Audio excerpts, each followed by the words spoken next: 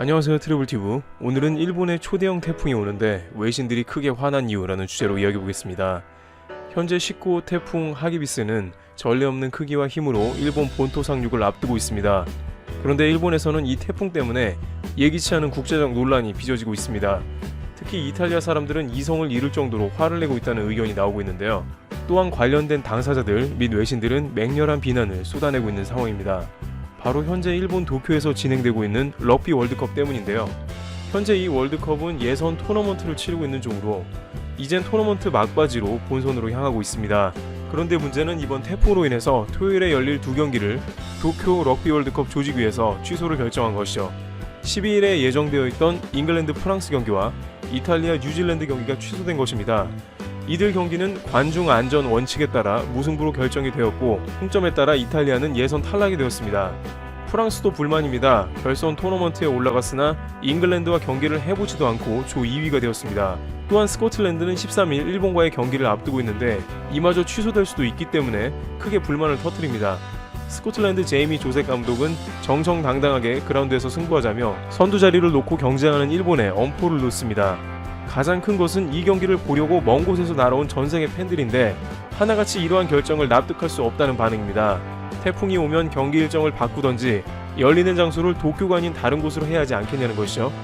물론 이러한 것들이 일본의 잘못은 아니고 주최 측이 관중의 안전을 위해 결정한 것이라고 기자회견을 했습니다만 많은 응원단들은 4년마다 한 번 있는 축제가 악몽으로 변했다면서 경악을 금치 못하고 있습니다. 게다가 다른 팀들도 볼멘소리입니다. 잉글랜드나 프랑스 같은 경우 한 경기를 덜 치르니 체력을 비축했다고 비아냥거리며 반면에 잉글랜드 프랑스는 실전 감각이 둔해져서 토너먼트 첫 경기부터 탈락할 수 있다고 받아치는 등 이런 월드컵에서 우승을 한들 공정하지 못했던 월드컵에서 우승했다며 비아냥에 시달리는 게 아니냐는 의견도 나옵니다. 참여국의 외신들은 전대미문의 월드컵 경기 중단 사태를 보며 두고두고 부끄러운 월드컵으로 기억될 것이다. 혹은 유럽과 뉴질랜드에서 날아간 팬들의 추억을 송두리째 뽑은 격이라면서 비난을 가하고 있습니다. 일부 팬은 이 한 경기 티켓을 간신히 구했고 관련 비용으로 수천 달러를 날려버렸다면서 최악으로 기억될 것이라고 했고 다른 한 팬은 일본에 태풍이 올 것을 뻔히 알고 있으면서도 플랜 B를 준비 안 한 조직위에 대해 분노하는 모습을 보였습니다. 상황이 이렇게 되자 개최지 일본에서는 럭비 월드컵 조직위가 내린 결정이라고 하면서도 당황하는 모습이 역력합니다. 럭비의 최대 축제인 월드컵에 최고의 불청객이 찾아왔다며 곤란함과 안타까움을 동시에 표현하면서도 국내 피해도 예상이 되어 혹시나 축제 분위기를 망치지 않을까 노심초사하며 태풍을 예의주시하고 있습니다. 트러블튜브 여기서 마치겠습니다. 감사합니다. 일본의 수출 규제 단행 이후 지난 1년간 국내 핵심 소재 산업은 놀라울 만한 성과를 냈습니다. 그 중에서도 SK 머티리얼즈가 5-9 이상의 에칭가스 개발에 성공한 것을 꼽을 수 있죠. 전량을 수입에 의존하고 당장 국산화가 어렵다고 봤기 때문입니다. 최근 산업계에서 들려온 소재, 부품, 장비의 국산화 성과는 실로 대단하다. 지난해 7월 일본이 반도체, 디스플레이 핵심 소재인 불화수소, 극자외선용 포토레지스트, 플루오린 폴리미드 등 3개 품목에 대해 수출 규제 조치를 단행하자 위기를 오히려 기회로 잡은 업계의 뚝심이었다. 솔브레인의 12-9 불산액 생산기술 확보, 동진세미캠의 불화 아르곤 포토레지스트 공장 증설, 미국 듀폰의 EV용 포토레지스트 한국 공장 건설 투자 유지, 코오롱인더스트리의 폴리미드 생산 설비 구축 등 SK 머티리얼즈의 에칭가스 개발 성과 전후로 국산화, 대체 수입선 확대 소식은 줄줄이 이어졌다. 이러한 산업계의 선제 대응에 힘입어 일본의 수출 규제 단행 이후 애초 우려했던 반도체, 디스플레이 산업에서 생산 차질은 일어나지 않았다. 일본에서 공급하지 않겠다면 우리가 직접 만들겠다는 업계의 강한 홀로서기 덕이었고 이러한 배경에는 정부의 핵심 소재 산업에 대한 과감한 행재정적 지원이 큰 힘이 됐다.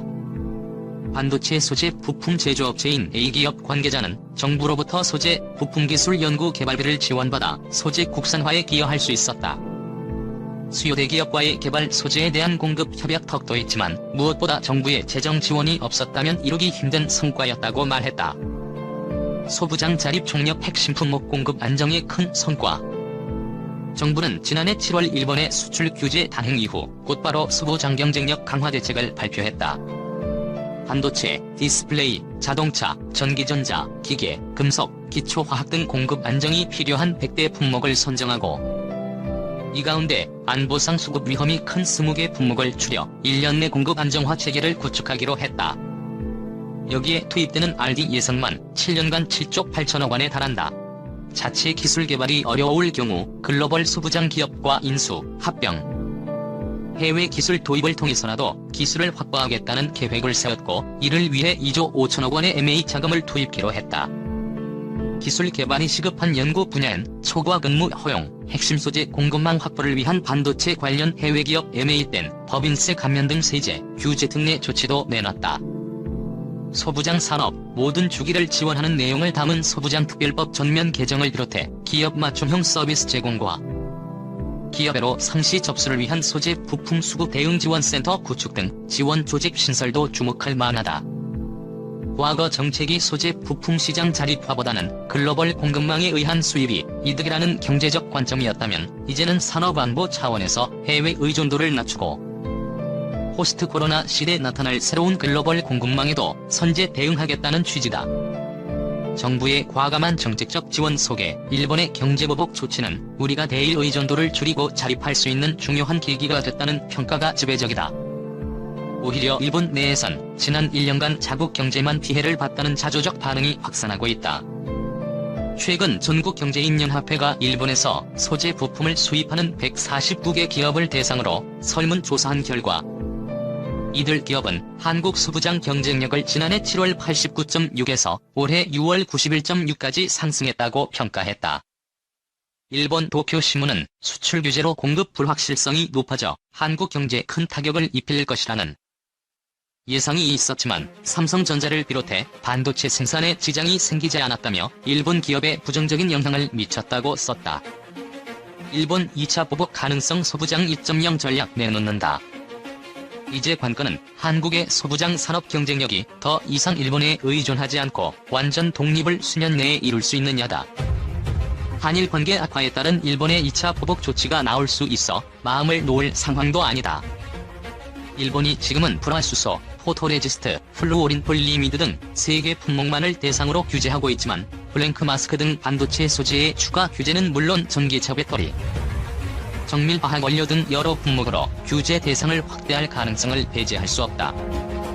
이에 정부는 일본의 추가 보복과 포스트 코로나 시대에 대비해 기존 100대 핵심 전략 품목을 338개 품목으로 늘리고, 바이오, 소프트웨어 등 품목을 확대하는 내용의 소재 부품 장비 2.0 전략을 마련하는 중이다.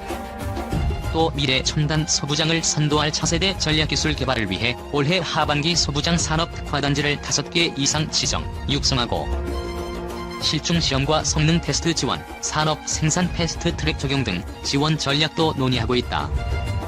여기에 더해 핵심 소재 기술을 보유한 해외 기업 유치를 위해 보조금, 입지, 규제 특례, 세제 등 다각적인 지원책을 준비하는가 하면 외국 첨단 기업과 공동 R&D 확대 등을 통해 첨단 기술의 브레인을 확충할 수 있는 방안도 마련한다.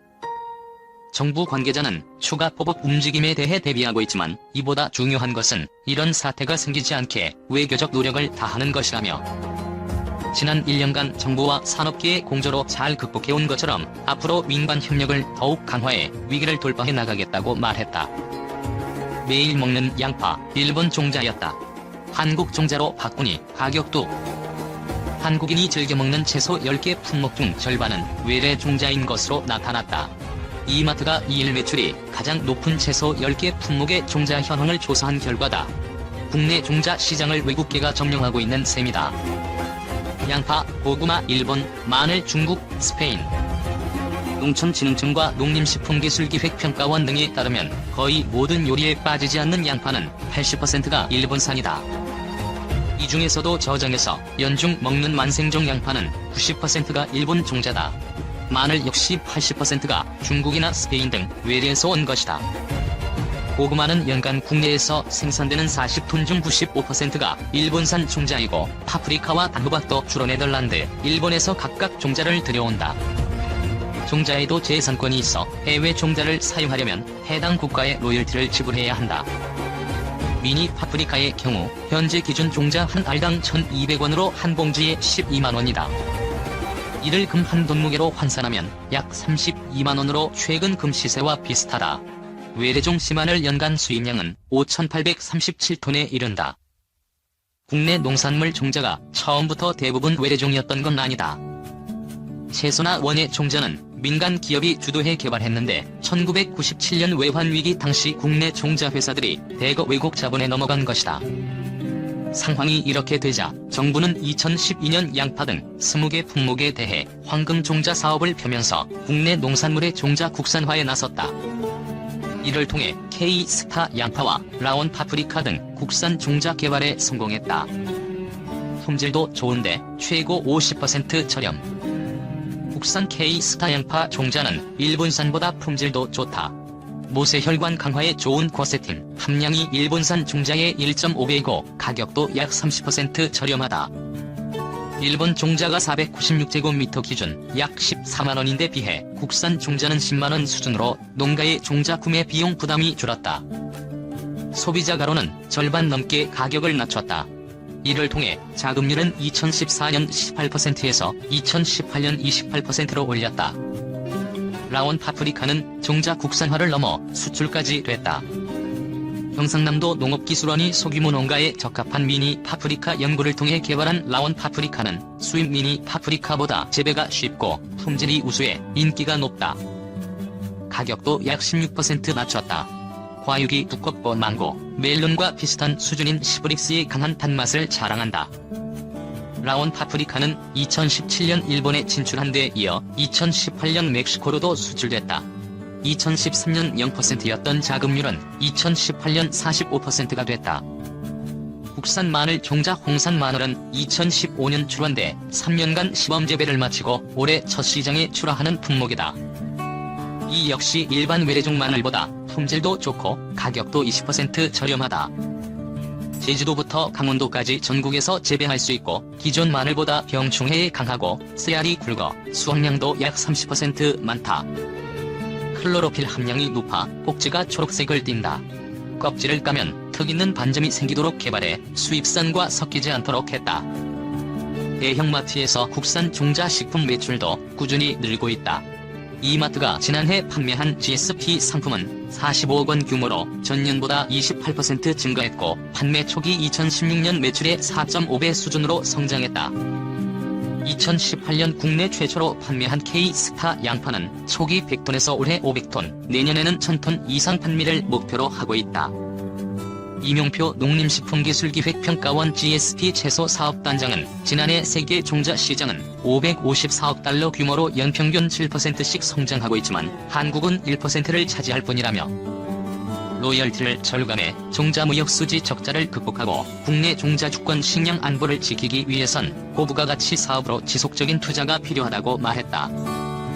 권영석 농촌진흥청 연구관도 한 품종을 개발하려면 보통 10에서 15년이 걸리지만 꾸준히 연구, 개발을 진행하고 있는 만큼 질 좋고 저렴한 국산 품종이 계속해서 나올 것으로 기대한다고 밝혔다.